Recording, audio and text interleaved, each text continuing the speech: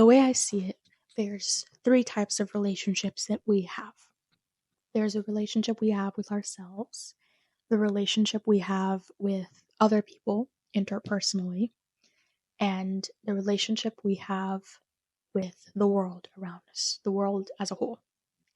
And these relationships, right, like specifically the one with yourself, it informs the way that you think about yourself, the thoughts you have, the perspectives you have. And this is completely like removing the projection of reality that even comes from this. We're not even going to talk about how the thoughts that you have about at all three levels actually reinforce them, like reinforce experiences, which then reinforce beliefs and thoughts. We're just going to talk about general how you feel about yourself, psychology level, therapy level, right? The thoughts that you have, like today, um, they're not yours.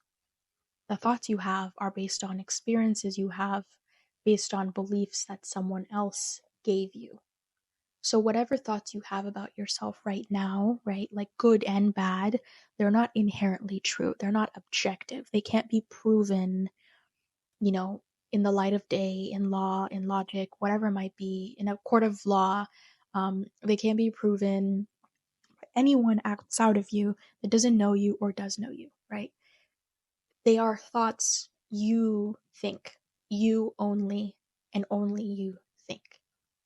And when you start thinking about it from the perspective of like, you are not thinking from objective reality, you're thinking from subjective reality, it can become easier to then be like, okay, if there's nothing true about the fact that I'm not unworthy, and there's also nothing true about the fact that I am worthy, right? If you think about it from both perspectives, I would rather prefer to feed myself thoughts of being worthy because that benefits me more.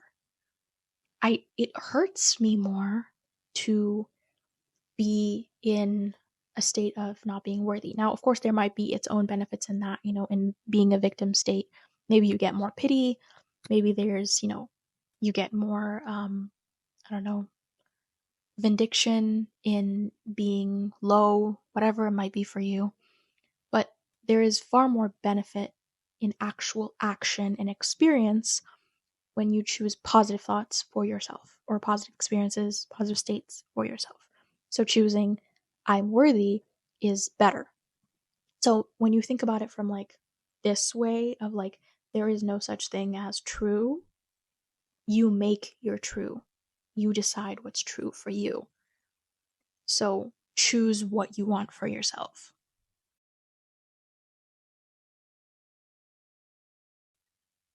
Now, in our relationships with other people, our interpersonal relationships, the way that we show up is very heavily influenced by how we feel about ourselves and the relationship we have with ourselves. But sometimes, that could be different. Maybe you could have a good relationship with yourself, but maybe you don't trust other people. Or maybe you do think that other people can show up for you, even though, you don't believe that you deserve it. But, the two of them typically are probably a lot better when you are working in tandem because if you believe you're worthy of good things and you believe other people believe that you are worthy of good things, then that flows more smoothly. So, one way of putting this would be when you are kind of not balanced in this kind of, you know, how your relationships with other people, either you're unbalanced or they are, or the way you see them is, what will happen is you will either self sabotage good relationships with other people, good friendships, good romantic relationships, good familiar relationships, whatever they may be. You will sabotage them if you believe you're not worthy of them, or in one way or another, you will seek out people that will prove you right in the bad behaviors that you have of other people. All of this, right? This is like more understandable versions of projecting your reality. This is completely removed from the manifestation part. Now, of course, this is also manifestation. I always want to like this is also manifestation. Everything is a manifestation. This is just more the kind of manifestation that people can probably agree with. Me telling you these things, they're not too far of a leap. You probably know that like if you don't think too highly of yourself, you're probably going to self-sabotage the things in your life.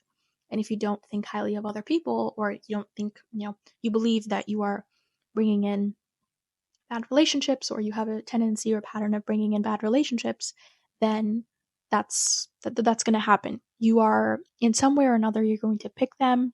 There's stuff that you're not paying attention to that your mind or body, maybe specifically your mind is very aware of people. It's very aware of like the kinds of people that are unreliable, the kinds of people that like make you feel safe because they reinforce old beliefs in yourself, which is like there is a safety and a comfort in the way that you believe, the way the thoughts you think about yourself, because they are comfortable to you, they're familiar to you. So anything in the world that proves those thoughts to be true to you are very, very comfortable. They're like, oh, okay, like I get to be in this situation again, even if it doesn't benefit you. And this is the thing, again, people have the belief that like you experience these kinds of situations again and again to like teach yourself how to get out of it. But I don't necessarily think that anyone, like I don't think that that's the case necessarily. I think you're comfortable. You are very comfortable, and so you're just continuing to bring forth the same thing that you've always known. Like it's great. It's like going to a restaurant and ordering the same thing you've always ordered. It's comfortable. You know what to expect. You know exactly the good experience that you're going to have, or at least you can control the exact type of experience that you'll have.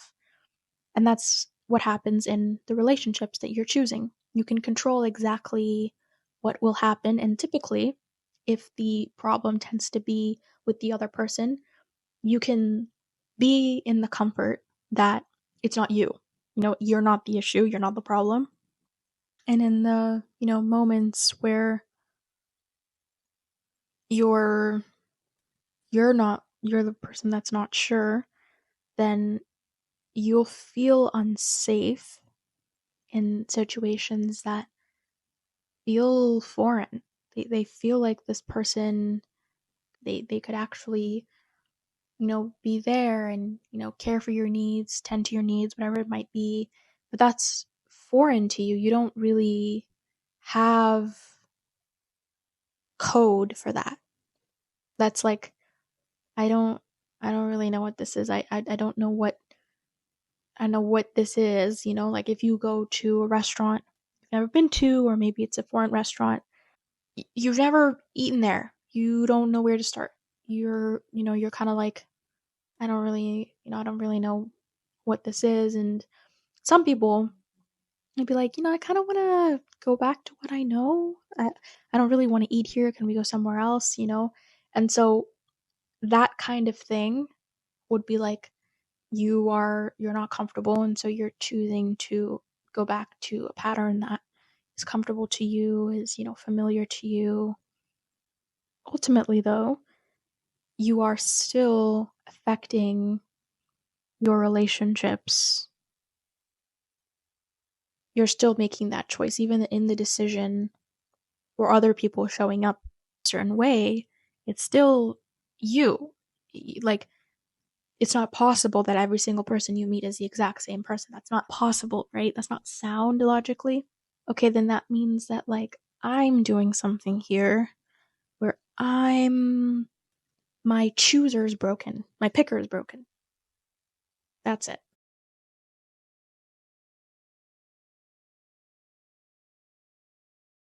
Final category is your relationship with the world around you. This is very broad on purpose. It's essentially anything that isn't specifically tied to you or tied to another person, right? It's your relationship with concepts like getting a job, what the cost of a dollar is for you, what love means to you, families, opportunities, your body, that's another one. The greater things about health, maybe there's a certain way to lose weight, there's a certain way to gain weight, there's a certain way to shape how you look. And these are typically, reinforced all the time, anywhere, right? Really, it starts young, and maybe you are seeing people in your life struggling with money or struggling with their body, with their health, and you start to internalize that as maybe this is something difficult. This isn't something that's like very easy. People don't typically have to tell you words for your brain to pick up on them. At least not for children. I think children are very, very open to things. So people don't really have to, your parents or, whoever was raising you, wherever you were raised, don't have to tell you verbatim money is hard to make, or, you know, people that eat a lot are overweight, or whatever it might be. People don't have to tell you things verbatim, but you can also witness things in front of you and have those turn into beliefs, um, or just observations that then turn into beliefs. And so they're guided by other people. Maybe other people might say certain things here and there that guide you to create a collection of um, experiences or observations that turn into a belief. But no one really ever has to like say one thing for you to have that. These beliefs, right? Like, they're not your thoughts. They're not actually your thoughts. They're thoughts that you picked up on believing. And from the very beginning, those thoughts as well didn't come from those people. They didn't come from your family members. They came from whoever taught them beforehand. So it's like your thoughts and the beliefs that you have are generational. They are an extension of generations before you that thought the same thing, and you are now have a modern version of it. So if your family comes from poverty from generations past and they had a very large scarcity mindset, even though now you may not be in the same kind of positions that they were in, you know, 5 decades ago, let's say, those same thoughts were passed down, parent to child until it eventually got to you. And even though there is no real outside scarcity, you may still take up those beliefs and create that scarcity within yourself.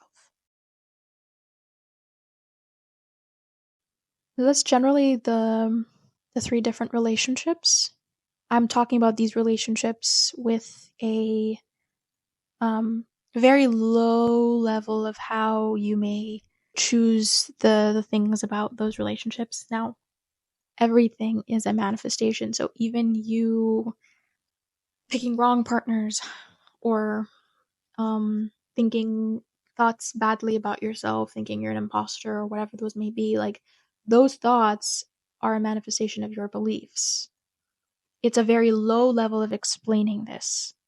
It sound like it's the easiest way to like introduce you into this before I eventually go into the next level of how you will now actually project the ways that you think about yourself, other people, and the world around you in actual experiences. And you will actually like create those experiences, or rather, select those experiences for you to prove yourself right and start the cycle again.